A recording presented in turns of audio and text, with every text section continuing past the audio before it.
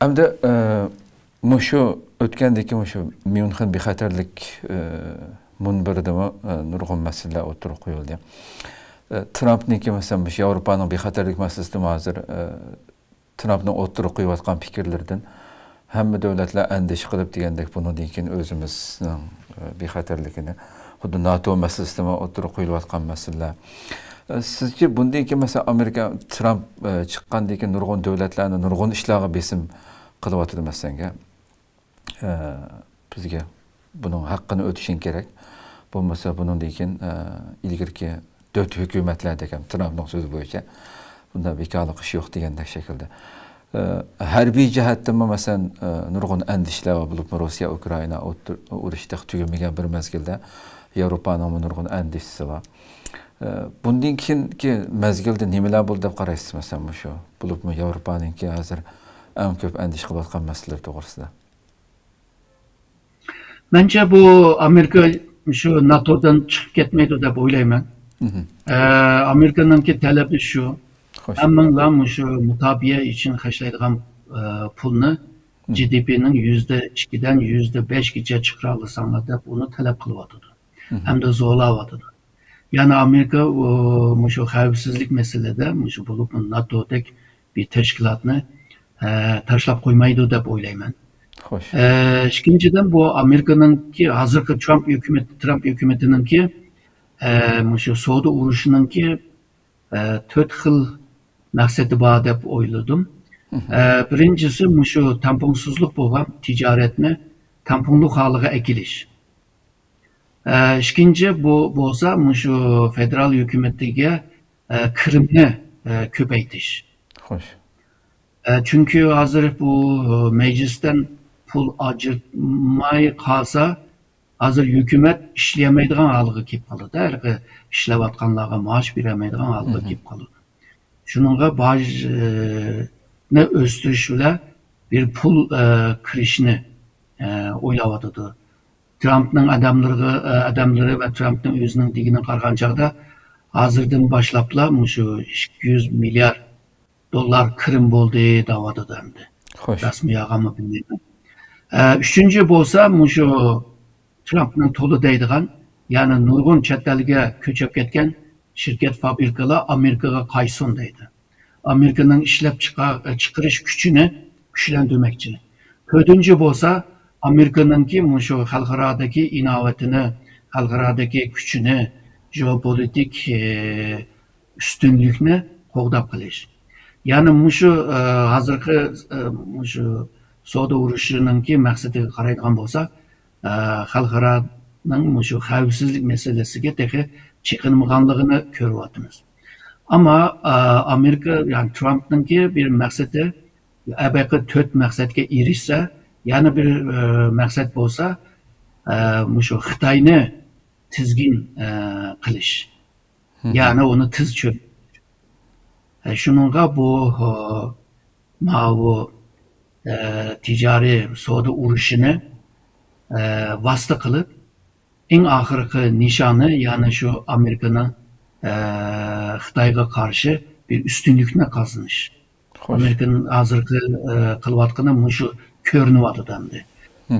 Ama bu Trump'nınki bu hazırki savdo uruşu nurgun narsalarni o'zgartiryapti ya da.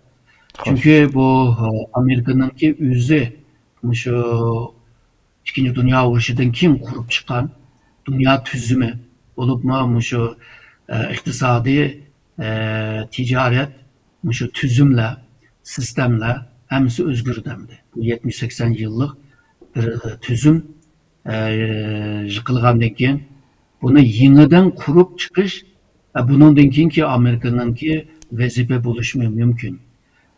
Mümkün deginim bu Amerika hazırki bütün devletlerin arasında en güçlük boğan bir devlet boğaşka. Yani Amerika İkinci Dünya urushidan keyin kurulgan tüzümni, xalqaro tüzüm ve xalqaro sistemni o'zgartib şu 21. asrga mos kelgan ama Amerika'nınki yetekçiliginde yeni bir xalqaro tüzüm ve xalqaro sistemni kurup çıkış. Yani hazır kılıvatkan işi muşu sistem ve tüzümnünki esasını kurup çıkışınınki bir niyeti var. Hem de bundaq bir peyde bu mutabiye cette, xavfsizlik cette pek bir nime özgür işler bulmaydı, bulup anlattığında çubuğu buzmaydı da böyleyim. Hoş. Doktor, hem de yukarıda mı sözünüz dediniz mi şu Trump fakat mesela Xitayga en köp o soda cini uğraşı en köp Xitay bilen tirkişip atıdı. Bunu da fakat onunla bir vasıta kuyuplu kalmay belki özününki ittifakdaşları ve başka Şarkı Janubi Asya'daki devletlerden tatip Xitay bilen soda kılıp atkan bulağımı hem besim işiltip Xitay'ın taraftan buğu atıdı hem de bir yerde. Mesela şu Japonya'nınki nimeste mesela Xitayga selip atkan meblağı şu soda uruş başlanıp kısa vaktin içinde %60% azayganlığı ve şu 3. aydaki nurgulluğun biz belgen haberlerde mi çat el meblağının nurgun şirketlerinin Xitaydan ciddi şekilde çıkıp gitiyatkanlığı ibaret nurgun haberlerini baydıqamdı. Bundan keyin hazır avjiga chiqqan bundaq bir paytda masalan nurgun texinbek bu avjiga chiqishi mumkin hamda. Bundaq bir tarafdan bo'g'ish, bundan keyingi Xitoy dunyoning har qaysi joylarida nurgun shirkatlarning ama Xitoydan ayrilishini tezlatamdi. Bundaq bir ahvol bo'lgan vaqtda hattoki iqtisodiy jihatdan bir tarafdan bu masala va ikkinchi yana bir tarafdan qarasangiz mudofaa jihatdan Amerika mesela mayli Filippin bo'lsin, shu mudofaa ministrlari Yaponiyaga bordi. Xitoyga qarshi tang bevosita shu birlikda turishning inta muhimligini ta'kidladi shu ayni ichida yuz bergan ziyoratlarda. Bu hamda oldimizgi kunlarda yana Xitoyni qandaq bir narsalar kutyapti deb qaraymiz.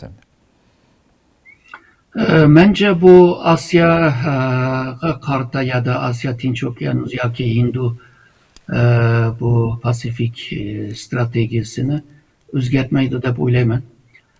Çünkü bu Amerika Mutabiye Ministerliğinin ki bir planı. Hem de bu Trump'ın şu Mutabiye Ministerliğinin ki planlarına boysunğan da görünüyordu. Birkaç misalını versek, saylamdan evvel şu Amerika'nın ki Suriye'deki ermilerini haytıp ekilimiz. O ulanın ki işimizle nima alakası var diyendi. Saylamdan kinla sual yanı geldi, muhburla yanı sordu, okşaş sualını. Bu da deydi bizninki harbiylerinki özününki planları bakın. Diyen gep hem de Amerika ermisi Suriye'den çıkmaydı diyen gep. Ötken heplerdi mi şu Amerika'nınki Xitay'nın Tayvan'a navada hücum kıpkasa Amerika nemiş kılıdı diyen mahfi bir can kılış planını Washington Post diyen gizli bunu paş kıldı değil yani.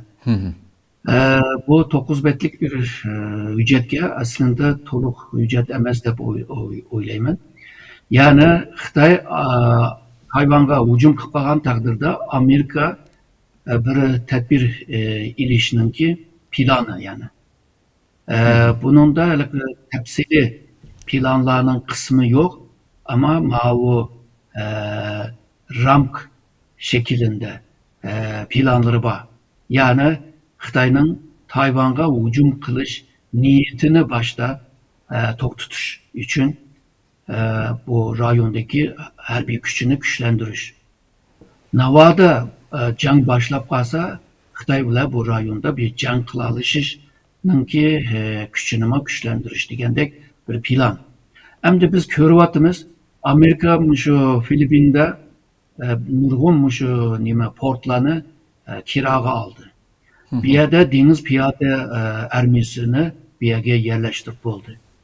Ondan kim bu Japonya'nınki cenab taraf şu Okinawa rayonlarının ki hava bazılarında mı her bir güçünü güçlendirdi. Xo'sh. Ondan keyin Asiya Pasifik armiyasi deydigan bir armiya bor. Bu armiyaningki seviyesini yani başta komutanlar tüven seviyedeki generallardı. Hazır o generallarını yükseltti. Yani ikinci, üçüncü yükseltip generalınki seviyesini yükseltiş degan gap armiyaga bergan yani 6. yettinchi filo degan bu armiyaga ahamiyat berdi degan gap. Sonini ko'paytiryotdi. Ondan keyin bu Asiya Tinch okeanusidagi kuchining merkezini Guam degan bir aralda kurdu ve Amerika'nın en ilgar kuralları bilan, yani teknoloji en yuqori bo'lgan kurallarını eşeğe yerleştirip tayyor bo'lyotdi. Demakchi bo'lganim yani mayli Shimoliy Koreyada, mayli shu Janubiy Sharq Asiyada ya da uçuq degan vaqtida Janubiy Xitoy dengizi degan dengizda bir mesele chiqib qolsa ya da Tayvan'da chiqib qolsa, shu kuchlar hemen jangga kiralaydi degan gap. Demek ki bu siyaset hozirgacha o'zgarmadi. Yani bu nishonida yig'ib kelsak, yana shu Xitoy. Xo'sh, xo'sh. Shunga bu iqtisod tijoratdami, texnologiyadami nishoni Xitoy. Mao mudofaa jihatda, xavfsizlik jihatdami nishoni yana Xitoy. Bu siyaset o'zgarganligini men ko'rmadim. Aksincha shu Amerika Mudofaa Ministerligi planlarını kurup, maxfiy planlarını onu belki Xitoy tuysun deb chamdumay sizdirdimi gazetlarga, matbuotlarga. Shunga bu Trump'ningki maqsadi ticari ya da savdo urushi deb ko'rinsimi, aslında strateji jihatda yanıla şu harbiy jihatdan, mudofaa jihatdan, xavfsizlik jihatdan Xitoyga bir besim ishlatishmi bir uçuk aşkar bir şekilde oturdu ko'rinyotdi.